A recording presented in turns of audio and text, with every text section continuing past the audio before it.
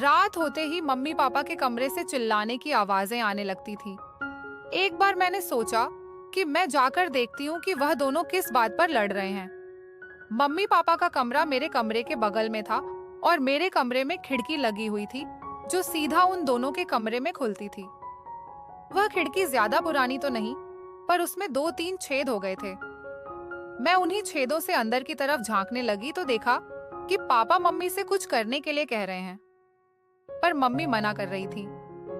अचानक पापा ने मम्मी को कुछ ऐसा दिखाया जिससे वह मना नहीं कर पाई और पापा का साथ देने लगी। उन दोनों को ऐसे देख मेरे भी खुजली शुरू हुई और हाथों का सहारा लेते हुए मैंने अपनी खुजली शांत की। पर ऐसा करते हुए पापा ने मुझे देख लिया था।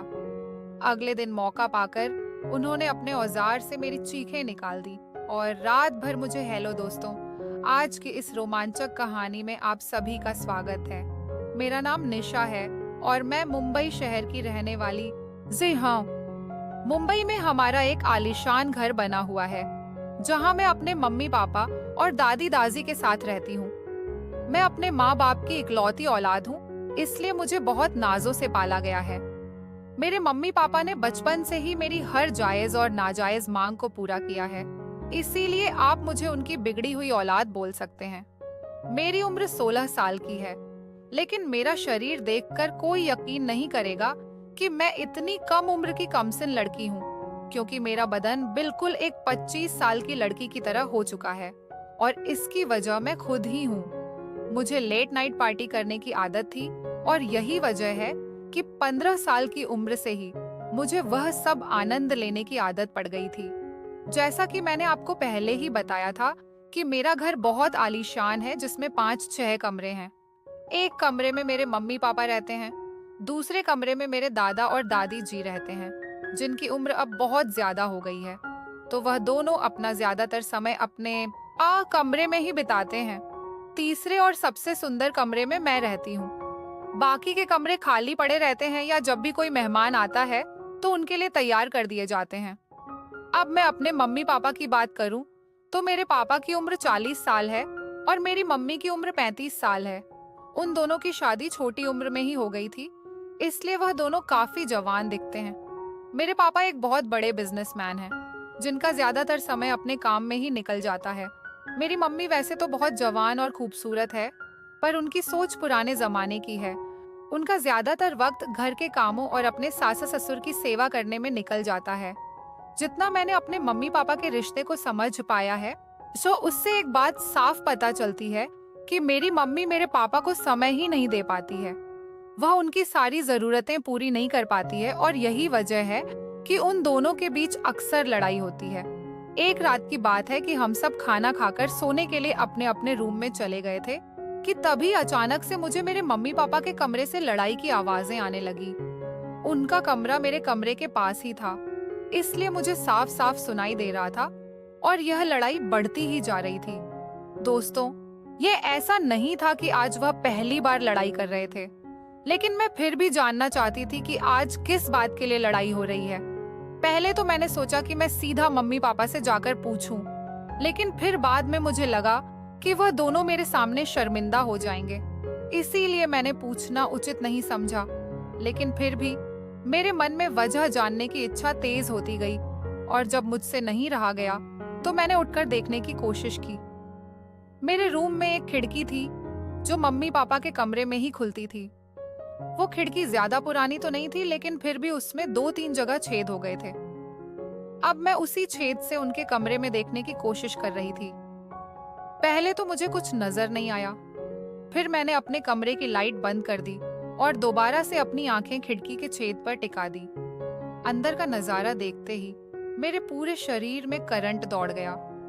मैंने आज से पहले उन दोनों को इस तरह कभी नहीं देखा था। मेरे पापा मेरी मम्मी को जो कुछ करने के लिए कह रहे थे, लेकिन मम्मी उन्हें बार बार मना कर रही थी। अब मेरी नजर तो बस वहीं टिक गई थी और मैं चाहकर भी वहां से अपनी नजर नहीं हटा पा रही थी। अब वह दोनों कुछ बातें कर रहे थे, लेकिन मेरा ध्यान तो कहीं और ही था। मेरा दिल जोर जोर से धड़क रहा था। थोड़ी देर बाद पापा ने मम्मी को एक चीज दिखाई, जिसे देखकर पहले तो मम्मी गुस्सा हुई और फिर शर्म से अपनी नजरें झुका लीं। अब उन्हें भी कुछ महसूस होने लगा था और फिर उन्होंने इशारे से पापा को अपने पास बुलाया। फिर मेरे पापा और मम्मी कुछ वक्त वैसे ही रहे जैसे एक पति पत्नी रहते हैं। लगभग 1 से 2 घंटे के बाद मम्मी ने अपने आप को ठीक किया और लाइट बंद करके सोने के लिए लेट गई। अब उनके कमरे में बिल्कुल अंधेरा होने की वजह से मुझे कुछ नहीं दिख रहा था, तो मैं भी अपने बिस्तर पर जाकर लेट गई। इतना सब कुछ देख लेने के बाद मुझे नींद नहीं आ रही थी। मेरी आंखों के सामने वही सब चल रहा था जो कुछ देर पहले मैंने देखा था। तब मैं सोच रही थी कि काश मेरे पास भी कोई ऐसा होता जो मुझे भी इसी तरह अपने प्यार में डुबा देता। यही सब सोचते सचते मेरे भी खुजली होने लगी। फिर मैंने पहली बार अपने हाथों का सहारा लिया, क्योंकि इस समय खुजली मिटाने वाला कोई मिलता भी नहीं। पर उस वक्त मुझे ऐसा लगा जैसे कोई मुझे खुजली करते वक्त देख रहा था।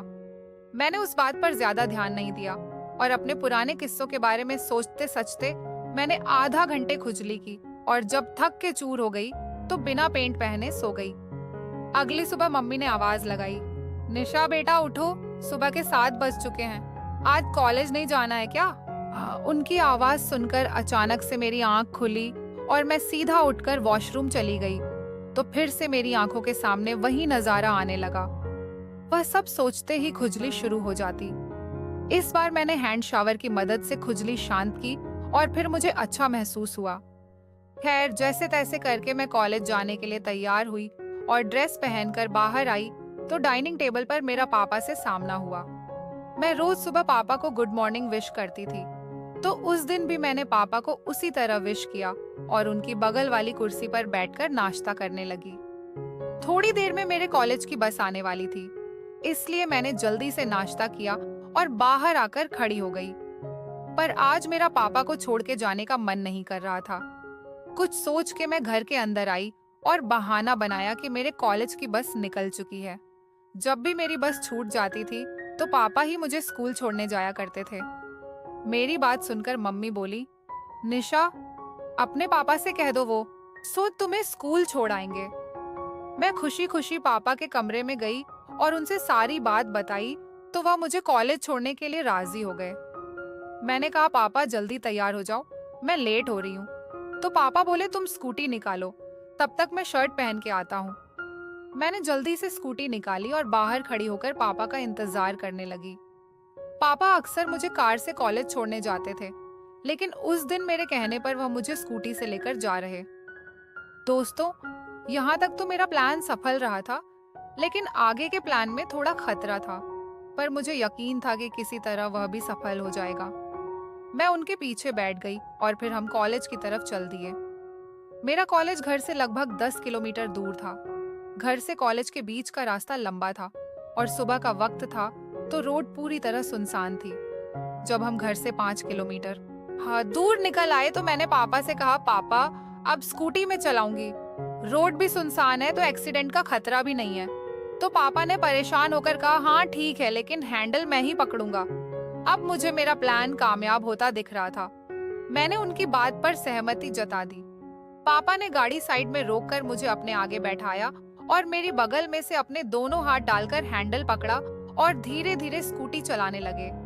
लेकिन अब मेरा ध्यान स्कूटी चलाने पर नहीं था, क्योंकि मेरा इरादा तो कुछ और ही था। इसी तरह मस्ती करते करते मैं कॉलेज पहुंच गई और कॉलेज में पहुंचते ही मैंने फिर से पापा को विश किया।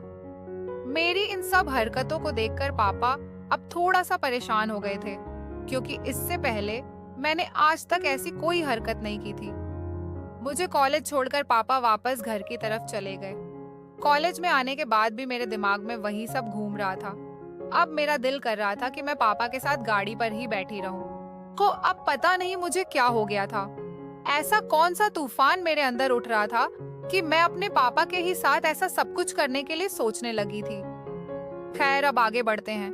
फिर मैं अपने मन की इच्छा और मेरे मन में चल रहे तूफान को लेकर घर पहुंची। उस वक्त लगभग 2 बजे बज रहे थे और घर में दादा दादी के अलावा कोई नहीं था। मम्मी कहीं गई हुई थी और पापा अपने ऑफिस में थे। कॉलेज से आने के बाद मैं वॉशरूम चली गई और फ्रेश होकर बाहर निकली।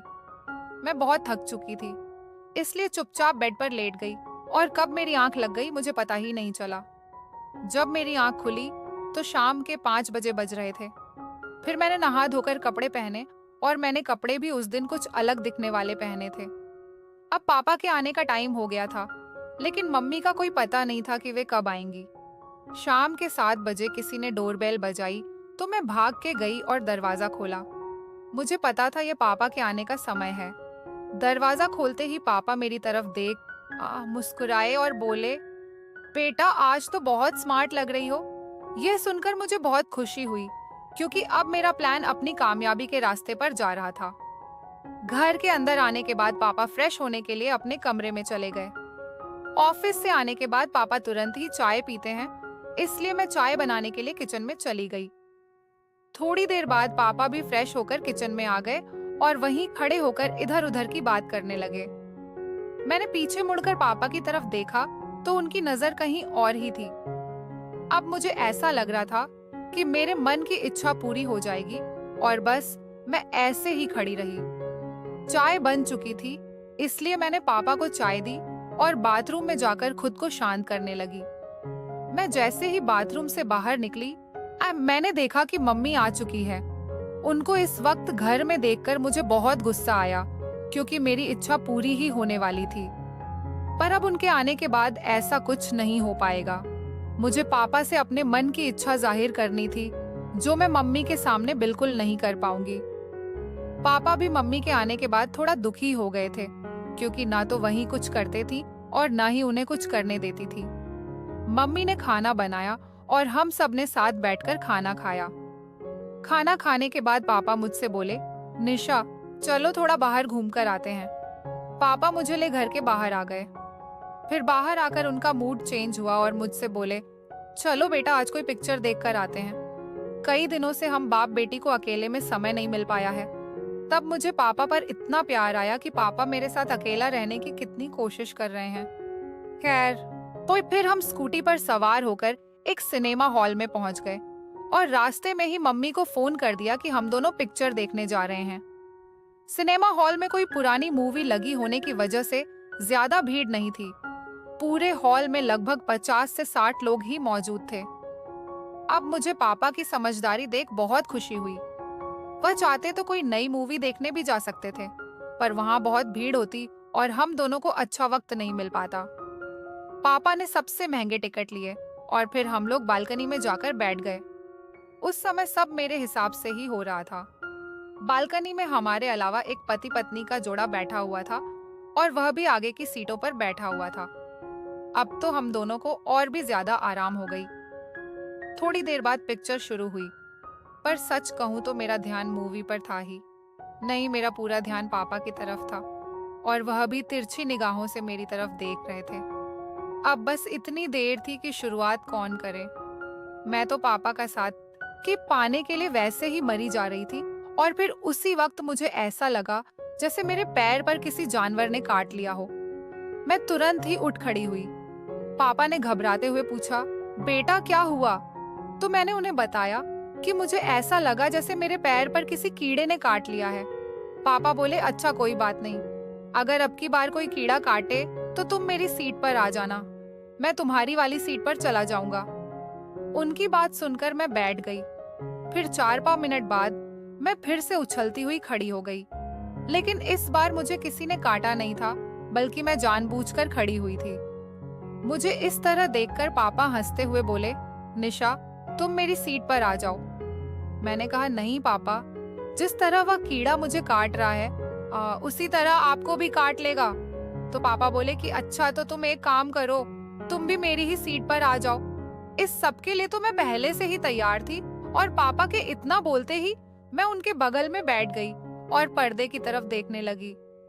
मैं उनके बगल में बैठी हुई बिल्कुल छोटी सी परी की तरह लग रही थी, और वैसे भी मेरी उम्र भी ज्यादा नहीं थी। थोड़ी देर बाद पापा ने मुझे पैसे देते हुए कहा कि फूड काउंटर से कुछ खाने के लिए ले आओ। मैं बाहर आई और ढेर सारी खाने की चीजें ले ली। जब तक मैं वापस आई मूवी शुरू हो चुकी थी। मैंने पापा के बगल में बैठते हुए कहा, पापा मुझे आपके साथ मूवी देखने में बहुत अच्छा लग रहा है। पापा बोले, 1 मिनट उठो बेटा, जो मैं तब तक खुद को सेट कर लेता हूँ। अब मुझे अंधेरे में कुछ नहीं दिख रहा था, और फिर जब उन्होंने मुझे बैठने को कहा तो मैं उनके बगल में फिर से बैठ गई। फिर थोड़ी देर बाद मुझे एहसास हुआ कि जो मेरे मन में चल रहा है वही पापा के मन में भी चल रहा था, लेकिन वह कह नहीं रहे थे। फिर हार मानकर मैंने ही पापा को इशारा किया और पापा मेरे इशारे को समझ गए, और जिस तरह मम्मी पापा का साथ देते हैं उसी तरह आज मैं भी पापा का साथ देने लगी। हम दोनों ने काफी देर तक वहां एंजॉय किया। अब हम दोनों बिल्कुल शांत थे और बहुत थक गए थे। फिर 2 घंटे के बाद पिक्चर खत्म हुई और लाइट जलते ही मैंने खुद को ठीक कर लिया। सबके आने के बाद हम दोनों भी हॉल से बाहर निकल आए। बाहर आते ही पापा ने मुझसे पूछा, मूवी कैसी लगी बेटा? देन मैंने हंसते हुए जवाब दिया, ऐसी मूवी मैंने आज तक नहीं देखी पापा, लेकिन पापा मुझे चलने में बहुत तकलीफ हो रही है। उसके बाद मुस्कुराते हुए पापा ने मुझे अपनी गोद में उठाया और पार्किंग तक ले गए, क्योंकि हमारी गाड़ी वहीं थी। और फिर मैं मुस्कुराती हुई गाड़ी पर बैठ गई। फिर हम घर की तरफ चल पड़े। उस दिन के बाद से अब मेरे पापा मेरा बहुत ख्याल रखते हैं और मैं भी अपने पापा का बहुत ख्याल रखती हूँ। कमेंट करके जरूर बताइएगा कि आपको ये कहानी कैसी लगी। आगे ही ऐसी रोमांचक कहानियों के लिए मेरे चैनल को सब्सक्राइब कर लें और बेल आइकन दबाना ना भूलें।